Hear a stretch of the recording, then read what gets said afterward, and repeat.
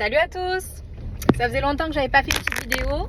Je me suis dit qu'il était temps que je vous repartage de nouveau une pensée que j'ai en ce moment.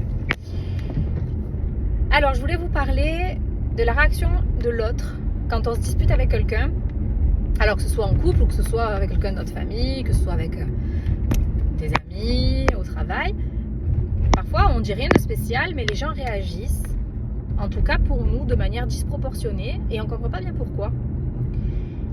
Et souvent, ce genre de conflit va loin parce que on a touché quelque chose chez l'autre, alors que ce qu'on a pu dire n'était pas forcément ni attaquant, ni violent, etc.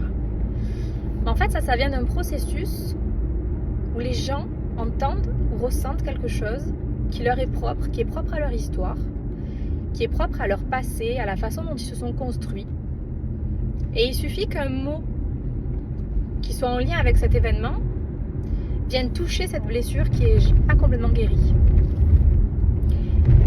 Et en fait, si vous faites l'exercice de comprendre que la réaction disproportionnée chez l'autre, elle est simplement l'expression d'une blessure pas refermée, ça vous permet de vous détacher, de vous dire, bon, c'est pas complètement moi la raison de sa réaction.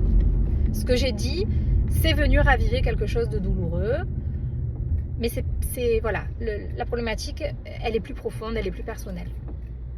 Alors, si vous voulez vraiment aider la personne qui réagit comme ça, parce qu'elle dit que vous l'avez blessée, parce que c'est insupportable pour elle, etc., allez lui demander en quoi ça résonne chez elle. Et dans quelle situation, dans quel événement elle a déjà ressenti ça.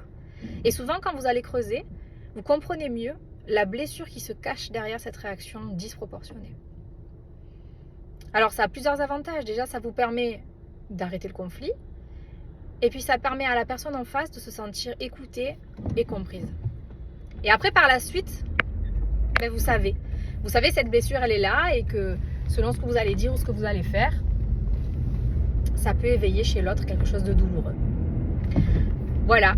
Donc, c'était la pensée que je voulais partager avec vous. Et puis, n'hésitez pas à me dire en commentaire ce que vous en pensez, si vous avez déjà vécu ce genre de situation. Je vous souhaite une bonne journée et je vous dis à bientôt dans ma voiture.